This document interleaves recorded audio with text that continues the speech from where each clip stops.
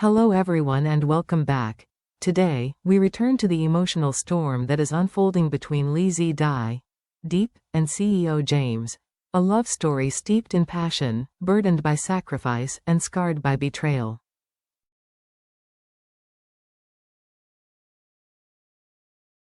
Their worlds are completely different: his boardroom empire, her peaceful life in the garden. But fate has bound them together in a bond that is constantly tested by those who want to destroy it.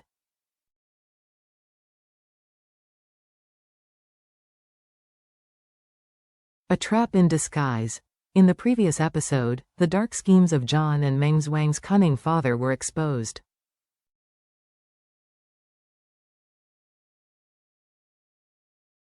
While James was struggling to save the company from financial collapse, Meng Zhuang's father suddenly appeared, offering support in the form of a timber supply contract.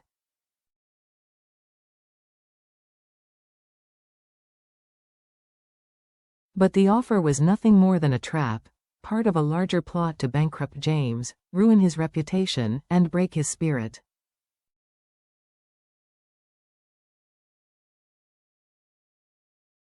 Meanwhile, John's plot takes a darker turn. He turns his sights on Diep, sending police impersonators to her aunt and uncle's home, framing her as a wanted criminal.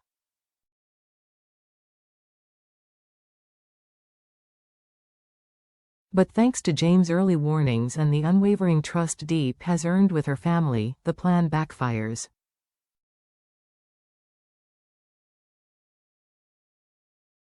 Her family quickly discovers the deception, forcing the henchmen to flee in disgrace.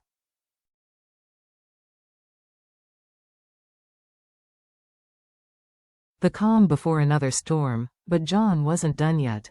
Furious at his failure, he stepped up his attacks, squeezing James's resources while searching for a new way to strike Diep where he was most vulnerable.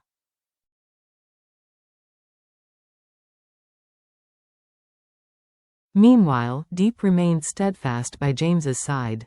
Despite the chaos, she provided strength, comfort, and keen intuition.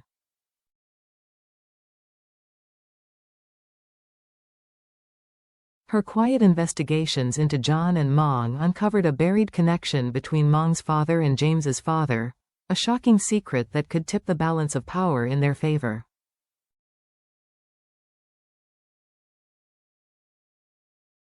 But before he could fully uncover that truth, John made his next move.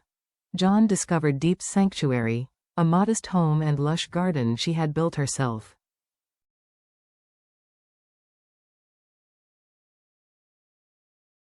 It was more than just real estate, it was a memory.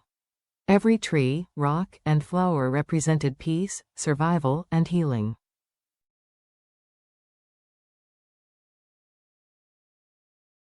And that made it the perfect target. Knowing Diep was staying with relatives, John sent men to destroy what she held most dear, not for profit, but for psychological destruction.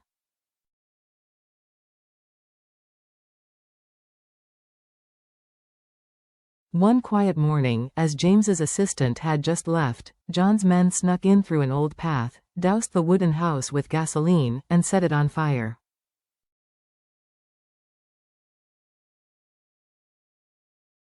The fire burned fiercely and ruthlessly. Timbers split, windows shattered, animals scattered in panic, many too slow to escape.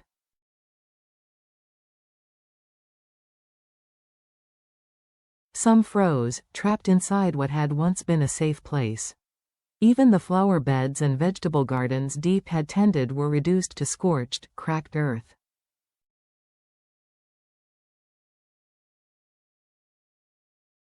It wasn't just destruction, it was an insult.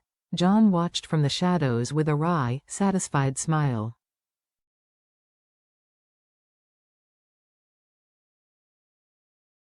To him, this was victory. James's subordinate, realizing he had left his phone behind, returned unexpectedly, and found the house engulfed in flames.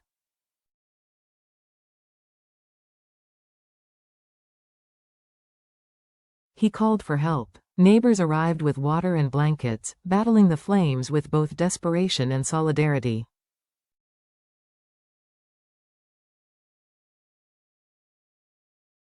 Half an hour later, the fire was finally extinguished.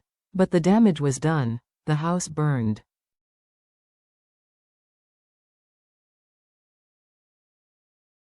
The garden burned, the livestock gone, and in the ashes, the agony, James's arrival, and his rage.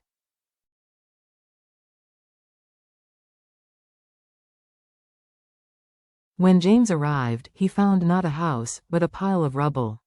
The smell of smoke and charred wood was overwhelming.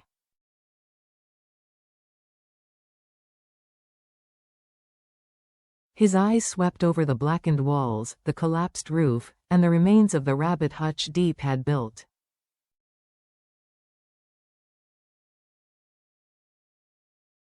Then, the evidence. Near the porch, a cigarette butt. John's signature. James's rage flared.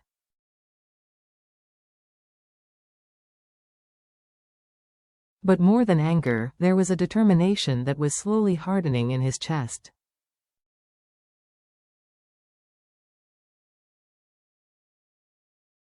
He couldn't put out the fire.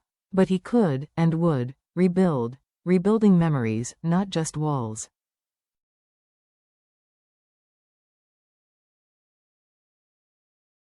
By dawn, James had mobilized a team of skilled restorers. Every detail had to be restored: the roof tiles, the door frames, the fences, even the ground.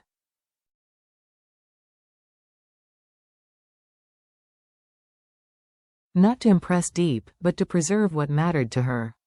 Her history, her peace.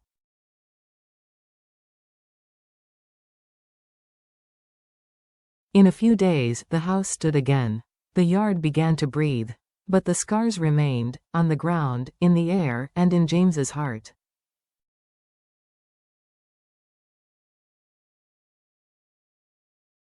Moment of truth. That evening, James came to Diep. On her aunt and uncle's porch, she sat silent, her eyes distant.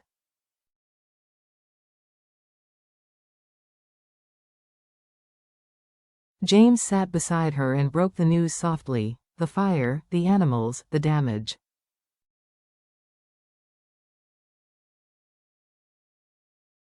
She asked only one thing: the rabbits? Her voice was barely audible. James took her hand, firm but sad.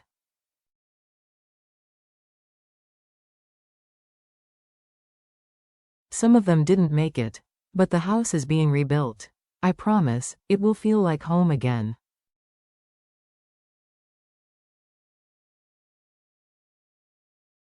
She nodded through tears. I want to bury them.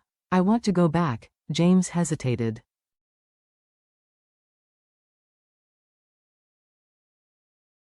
John was still a threat.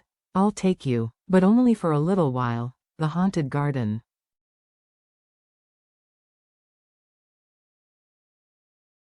The next day, they returned.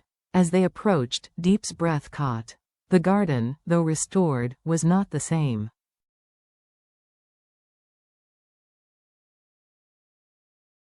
The fresh coat of paint couldn't hide the scorch marks. The rabbit hutch had been rebuilt but was empty.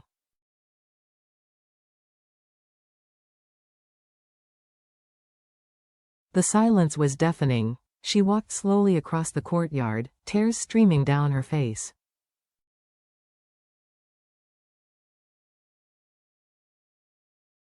This was where she had known peace, and now it was broken. She collapsed into James's arms, broken.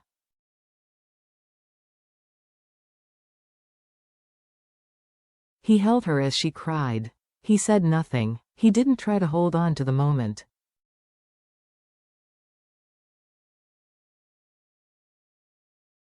He simply held her, letting her pain flow. When she was finally able to stand, James whispered, "We will get through this."